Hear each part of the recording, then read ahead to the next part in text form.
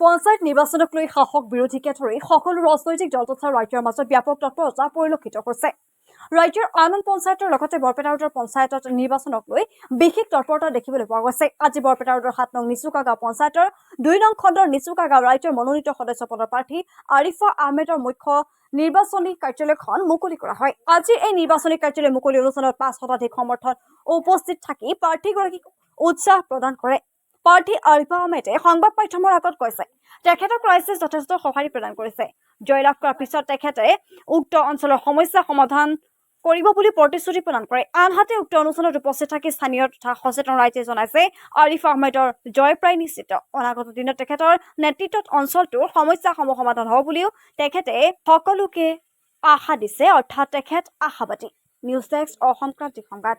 নমস্কাৰ, আসসালামু আলাইকুম। মোৰ নাম আৰিফা আহমেদ। মই 7 নং নিচুকা গাঁও পঞ্চায়তৰ 2 নং খণ্ডৰ সদস্য প্ৰাৰ্থী। ৰাইজৰ পৰা বিপুল সঁহাৰি পাইছোঁ। মই 100% আশাবাদী। প্ৰথম কাম, ৰাইজৰ সমস্যাবোৰ সমাধান কৰিবলৈ চেষ্টা কৰিম। অৰুণোদয় আঁচনি, পকী ঘৰ, ৰাইজৰ পৰা চৰকাৰৰ পৰা দিয়া পকী ঘৰবোৰ, সেইবোৰ দিয়াৰ চেষ্টা কৰিম। মোক যদি ৰাইজে বিপুল ভোটত জয়যুক্ত কৰে তেনেহলে নিশ্চয় মই সভানেত্ৰীৰ বাবে আগবাঢ়ি যাম। মোৰ প্ৰতি চিহ্ন উৰাজাহাজ, এৰোপ্লেন। মই 7 নং নিচুকা গাঁও পঞ্চায়ত 2 নং খণ্ডৰ পৰা খেলি আছো। মোৰ প্ৰতি যি সদস্য পদৰ প্ৰাৰ্থী হৈ আছে কাৰ্যযুক্ত কৰিম।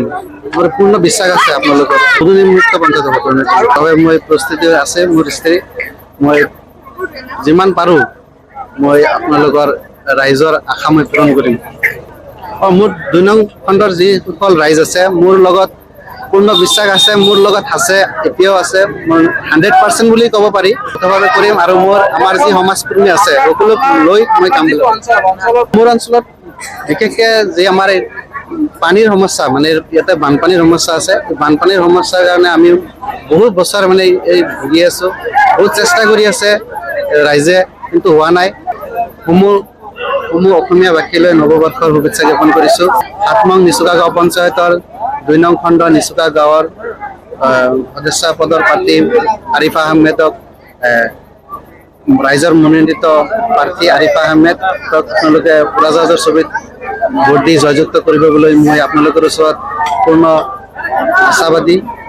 আমাৰ এই অঞ্চলৰ ৰাইজে যি সঁহাৰি দিছে, মোৰ বিশ্বাস আছে জিকাব বুলি, মই পূৰ্ণ বিশ্বাস আছে।